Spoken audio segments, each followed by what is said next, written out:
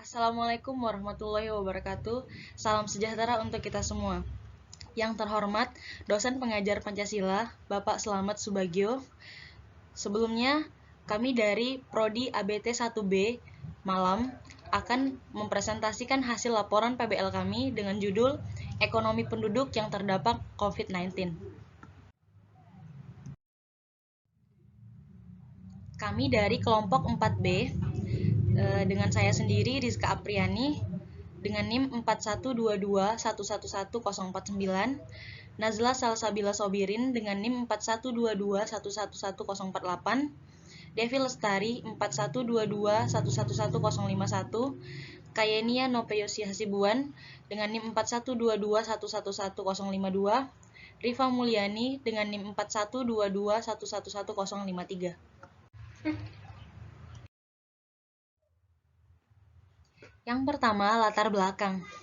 Coronavirus Disease 2019 atau COVID-19 merupakan penyakit menular yang disebabkan oleh SARS-CoV-2 atau Severe Acute Respiratory Syndrome Coronavirus 2 yang mengakibatkan infeksi pernafasan mulai dari gejala ringan seperti flu hingga infeksi paru-paru seperti pneumonia. Virus ini pertama kali terdeteksi pada kota Wuhan, Provinsi Hubei, Cina di akhir 2019 Desember. COVID-19 ditetapkan menjadi pandemi oleh Organisasi Kesehatan Global atau WHO pada 11 Maret 2020. Hingga 23 April 2020, lebih dari 2 juta kasus COVID-19 sudah dilaporkan, lebih berasal dari 210 negara dan daerah. Virus ini menyebar antar manusia ke insan lain melalui tetesan cairan dari lisan dan hidung ketika orang yang terinfeksi sedang batuk atau bersin, mirip dengan cara penularan penyakit flu.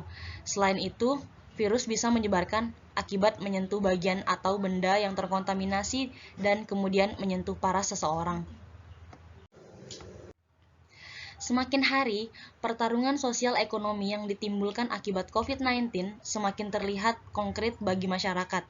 Perkara Corona Indonesia sudah hampir melumpuhkan aktivitas ekonomi rakyat dan menyebabkan angka kemiskinan semakin tinggi, di mana para pengusaha UMKM memutuskan karyawan atau mem-PHK sebagai antisipasi dampak penutupan usaha pada waktu yang belum diketahui. Rumusan masalah. Berdasarkan latar belakang di atas, dampak COVID-19 sangat kompleks terhadap penduduk dunia. Karena adanya pembatasan kegiatan, maka banyak sekali masyarakat yang kehilangan pekerjaan yang berdampak ke pendapatan dan pengeluaran konsumsi masyarakat, khususnya di Indonesia. Maka permasalahan yang akan dibahas oleh peneliti dalam penelitian ini adalah yang pertama, bagaimana dampak pandemi COVID-19 terhadap pendapatan masyarakat di Indonesia. Yang kedua, bagaimana dampak pandemi COVID-19 terhadap pengeluaran konsumsi masyarakat Indonesia. Yang ketiga, bagaimana dampak pandemi COVID-19 dalam kesejahteraan ekonomi masyarakat Indonesia. Selanjutnya, tujuan penelitian. Berdasarkan rumusan masalah, maka tujuan dari dilakukan penelitian ini adalah yang pertama, menganalisis dampak pandemi COVID-19 terhadap pendapatan masyarakat rentan bencana di Indonesia. Yang kedua, menganalisis dampak pandemi COVID-19 terhadap pengeluaran masyarakat rentan bencana di Indonesia. Yang ketiga, mengetahui dampak COVID-19 terhadap kesejahteraan masyarakat rentan bencana di Indonesia. Selanjutnya ada manfaat penelitian. Dengan tujuan penelitian di atas, ada manfaat yang diharapkan dari penulis adalah sebagai berikut. Yang pertama ada manfaat terhadap teori. Sebagai informasi dan bukti empiris bagi mahasiswa atau pihak manapun yang ingin meneliti dampak COVID-19 terhadap ekonomi masyarakat rentan bencana di Indonesia. Dua, manfaat terhadap metodologi. Dapat menambah sebagai bahan referensi dan literatur bagi peneliti selanjutnya yang meneliti tentang dampak COVID-19 terhadap ekonomi masyarakat rentan bencana dan dapat dijadikan sebagai bahan perbandingan. Yang ketiga ada manfaat terhadap kebijakan. Diharapkan dari hasil penelitian ini mampu menghasilkan sebuah rekomendasi kepada pemerintah khususnya di Indonesia untuk mengatasi permasalahan pandemi COVID-19 terutama pada ekonomi masyarakat. Selanjutnya ada kajian teori. Pada sebuah upaya untuk melakukan penelitian, maka dibutuhkan sebuah panduan serta dukungan untuk setiap hasil penelitian yang sudah ada sebelumnya yang akan berkaitan dengan sebuah penelitian yang sedang dilakukan. Kini masih di dalam tahap perubahan kebiasaan di masa pandemi dengan kebijakan pemerintah untuk mengurangi penyebaran COVID-19. Sehingga dengan usaha untuk menuntaskan COVID-19, harapannya bisa beraktivitas seperti biasa supaya dapat kembali normal. Selanjutnya, metodologi penelitian.